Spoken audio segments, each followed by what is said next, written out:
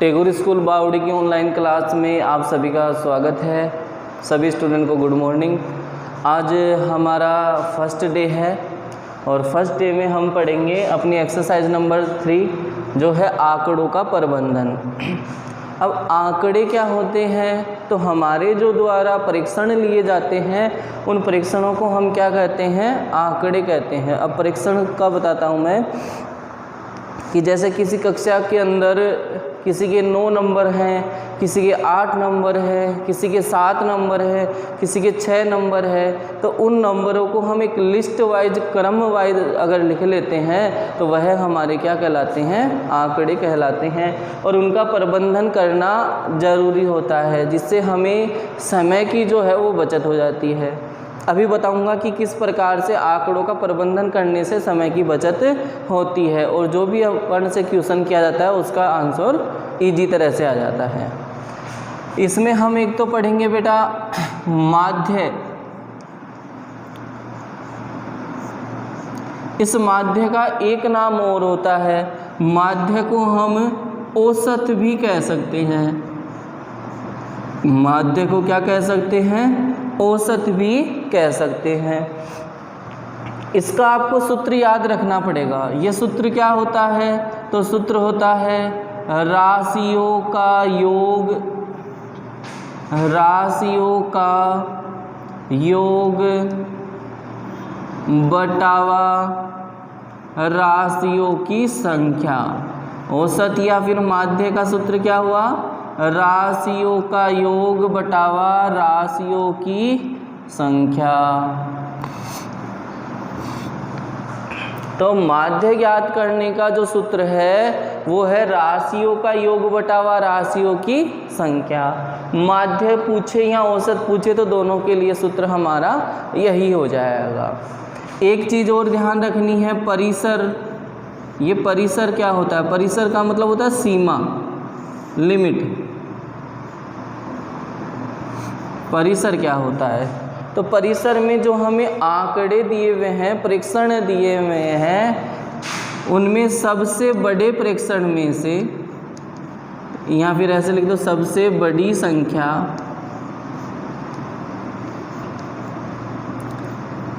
सबसे बड़ी संख्या में से घटा देते हैं सबसे छोटी संख्या।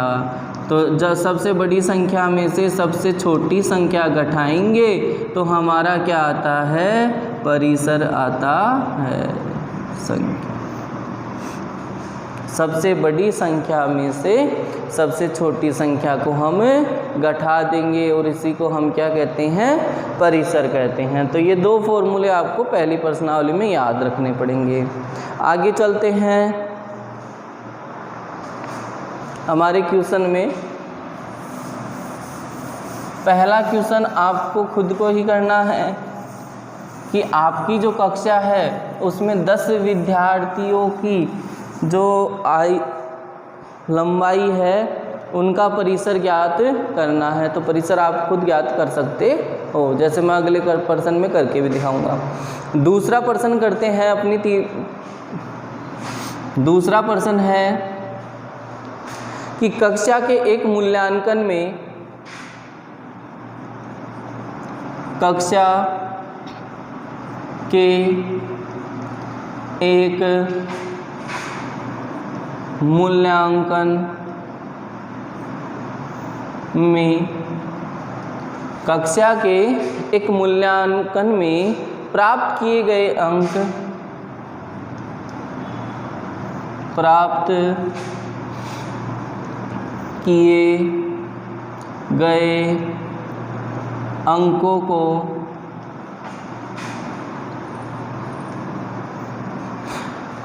को सारणी में संगठित कीजिए। मतलब एक सारणी बनानी है और उस सारणी में आपको इन अंकों को क्या करना है, व्यवस्थित रूप से लिखना है और उसी को हम क्या कहते हैं, आंकड़ों का प्रबंधन कहते हैं। संख्याएं हैं 4, 6, 7, ये संख्याएं दे रखी है बेटा, 5 3 5 4, 5 2 6 2, 5 1 9, 6 5 8 4 6 और ये 7, ये संख्याएं दे रखी है, इनको आपको सारणी में संगठित करना है।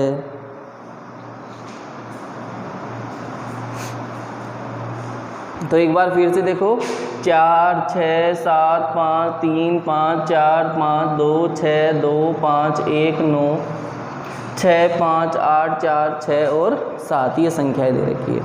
इनको आप सारणी में व्यवस्थित करते हैं। तो ये लो सारणी बना लेते हैं सबसे पहले।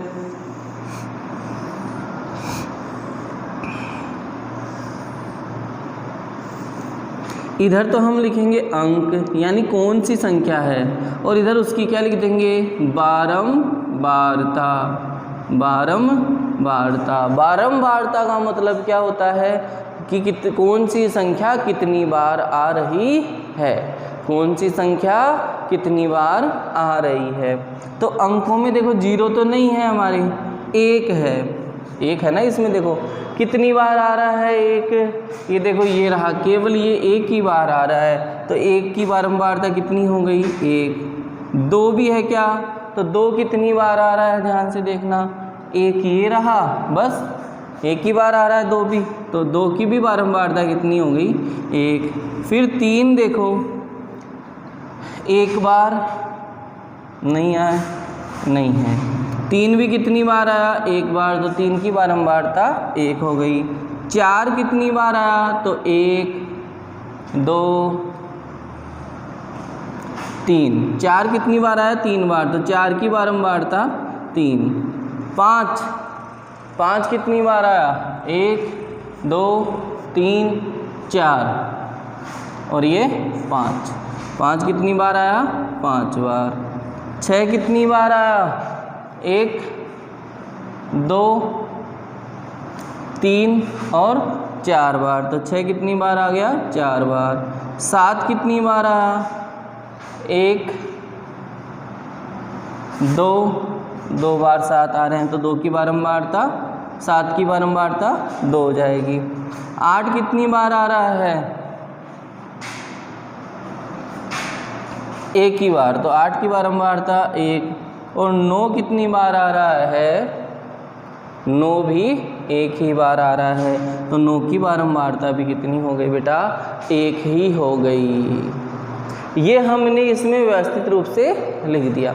देखो जब हमने इनका पता किया था, मैंने पूछा 4 कितनी बार आ रहा है, तो बताओ 4 कितनी बार आ रहा है, इसको मत देखो, उसमें देखो 4 कितनी बार आ रहा है, बताओ 4 कितनी बार आ रहा है, 3 बार, तो 4 3 बार आ रहा है। लेकिन इस सारणी को देखकर हम कोई भी क्वेश्चन है उसका आसानी से जवाब दे सकते हैं। एक इसमें योग भी कर लो बेटा, लास्ट में क्या हो जाएगा इनका योग। किनका योग होता है, बारंबारताओं का।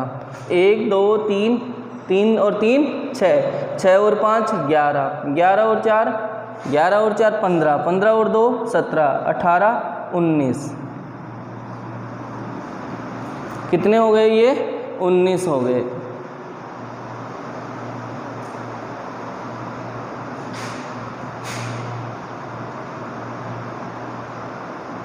सॉरी, 2 बेटा 2 बार आ रहे हैं, एक ये रहा और एक ये रहा, 2 की बारंबारता है वो 2 है, तो ये कितने हो जाएंगे हमारे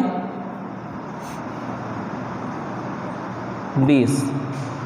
तो हमने क्या किया, देखो 1 कितनी बार आ रहा है, 1 बार, 2 कितनी बार आ रहा है, 2 बार, 3 कितनी बार आ रहा है, 1 बार, 4 कितनी बार आ रहा है, 3 बार, 5 कितनी बार आ रहा है, 5 बार, 6 कितनी बार आ रहा है, 4 बार, 7 कितनी बार आ रहा है, 2 बार, 8 कितनी बार आ रहा है, 1 बार, 9 कितनी बार आ रहा है, 1 बार। तो इसको देखकर हम क्या कर सकते हैं, हमारे उत्तर के आसानी से अपने प्रश्न के आसानी से उत्तर दे सकते हैं। तो इसलिए आंकड़ों का प्रबंधन जरूरी है। अब इसका पहला प्रश्न,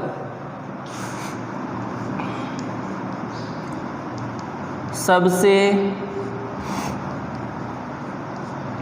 बड़ा अंक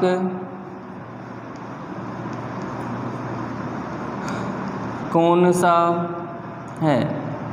ये पूछ रहा है हमसे कि जो हमें परीक्षण दिए हुए हैं, आंकड़े दिए हुए हैं, इनमें सबसे बड़ा अंक कौन सा है। तो बताओ सबसे बड़ा कौन सा है। तो आपका उत्तर क्या हो जाएगा, सबको आता है बेटा, उत्तर कितना हो जाएगा, 9 हो जाएगा। दूसरा इसका प्रश्न, दूसरा प्रश्न क्या कहता है, दूसरा प्रश्न कहता है कि इसमें सबसे छोटा अंक कौन सा है, सबसे छोटा अंक कौन सा है। तो आप भी बता सकते हैं इन परीक्षणों में सबसे छोटा अंक कौन सा है। तो हमारा आंसर क्या हो जाएगा, सबसे छोटा अंक कौन सा है, 1। तीसरा इसका प्रश्न है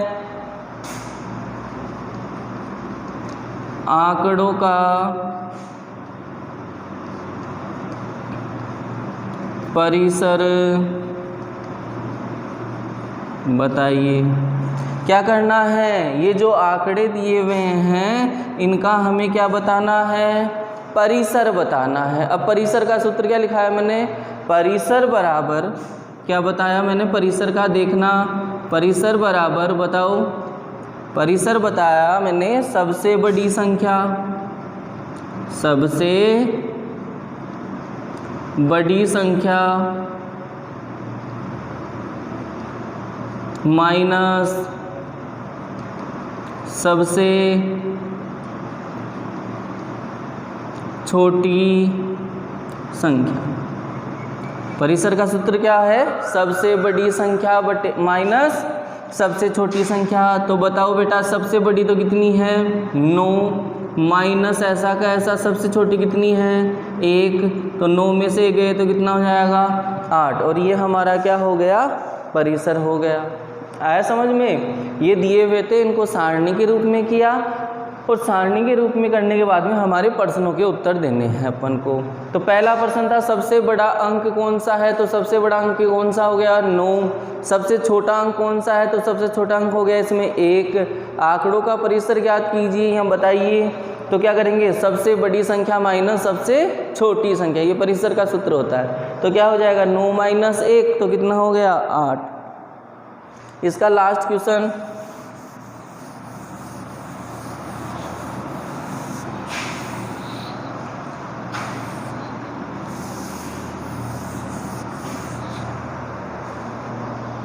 लास्ट क्वेश्चन क्या कहता है इसके चौथे नंबर का, आंकड़ों का औसत या फिर क्या कह सकते हैं इसको, माध्य ज्ञात कीजिए। आंकड़ों का क्या करना है, औसत या फिर माध्य ज्ञात करना है। तो बेटा माध्य का सूत्र बताओ पहले तो माध्य का सूत्र क्या हो जाएगा, माध्य बराबर राशियों का योग, राशियों का योग बटावा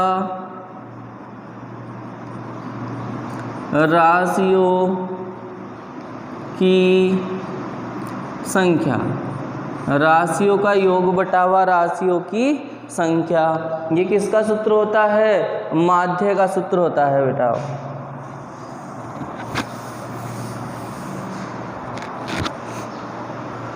आइए आगे करते हैं, हमें माध्य ज्ञात करना है। तो माध्य बराबर क्या हो जाएगा, ऊपर तो क्या आएगा देखो, राशियों का योग यानी राशियों को जोड़ना है। तो जोड़ते हैं, क्या हो जाएगा, 4 plus 6 plus 7 plus 5 plus 3 plus 5 plus 4 plus 5 plus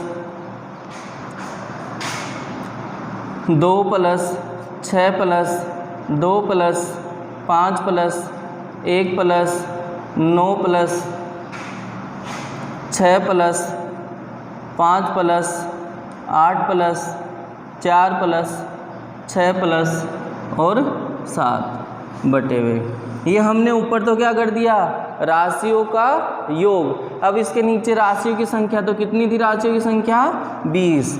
करो योग करो, 4 और 6 कितना हुआ, 10, 10 और 7 17, 17 और 5 22, 22 और 3 25, 25 और 5 30, 30 और 4 34, 34 और 5 39, 39 और 2 41, 41 और 6 47, 47 और 2 49, 49 और 5 49 और 5 कितना हो जाएगा, 54 और 1 55, 55 और 9 कितना हो जाएगा, 64, 64 और 6 कितना हो गया, 70, 70 और 5 75, 75 और 8 कितना हुआ, 83, 83 और 4 कितना हुआ, 83 और 4 87, 87 और 6 कितना हुआ, 87 और 6